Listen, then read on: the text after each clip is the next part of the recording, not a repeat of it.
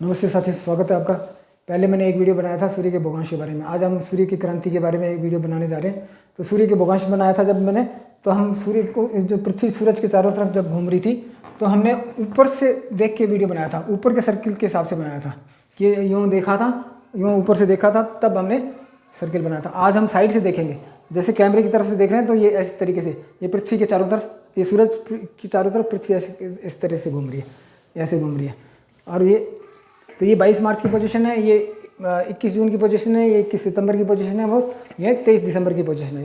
पहली तरफ से आके सूरज, तो ये थोड़ा सा आइडिया, इसको डायग्राम के द्वारा ऐसे समझ रहे हैं हम। ये डायग्राम मैंने बताया, ये डायग्राम, ये 22 मार्च की पोजीशन है, ये 22 मार्च की पोजीशन है, और ये 21 जून की पोजीशन है, और ये 21 सितंबर की, और ये 23 दिसंबर की। तो ये पोजीशन मैंने थोड़ा सा डायग्राम में समझाया है। तो ये इस प्लेन के अंदर चक्कर काट रहा है पृथ्वी, इस प्लेन से सूरज और पृथ्वी ऊपर नीचे नहीं होती,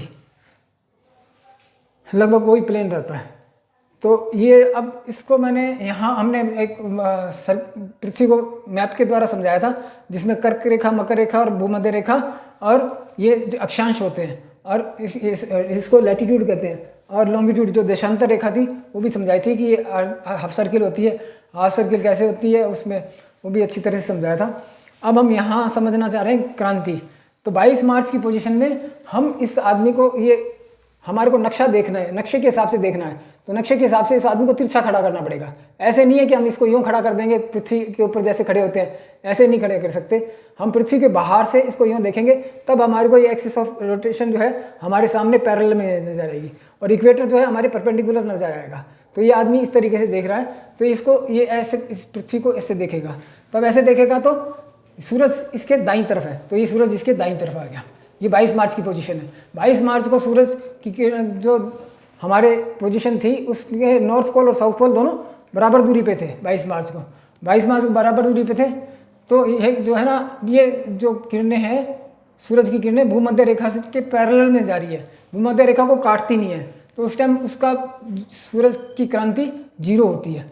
और जैसे ही 22 मार्च से आगे बढ़ना शुरू हो जाता है, तो नॉर्थ पोल जो है सूरज के नज़दीक आने लग जाता है, और साउथ पोल दूर होने लग जाता है। नॉर्थ पोल नॉर्थ पोल नज़दीक आता है, तो सूरज इस तरीके से ऐसे चढ़ने लग जाता है, ऐसे दिखने लग जाता है। वास्तव में ऊपर जाता नहीं है सूरज, परंतु ऐसे दिखने लग जाता है। वास्तविक पोजीशन ये आती है, क्योंकि पृथ्वी सूरज के नज़दीक नॉर्थ पोल जा रहा है, तो इसलिए सूरज ऊपर 21 जून को आते आते तो इसकी क्रांति बढ़ती रहती है। 1 2 3 4 5 6 7 8 9 10, यहाँ आते आते 21 जून को 23, ये भूमध्य रेखा को काटने लग जाती है सूर्य की किरणें।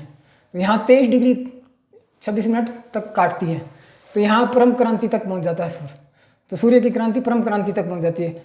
21 जून को वापस आगे पृथ्वी आगे बढ़ती है, और 21 सितंबर तक आती है, तो वापस ये जो उत्तरी पोल है, नॉर्थ पोल है, उस सूरज के दूर हटता रहता है, और साउथ पोल वापस नज़दीक आता रहता है, और 21 सितंबर तक वापस दोनों बराबर दूरी पे आ जाते हैं सूरज से।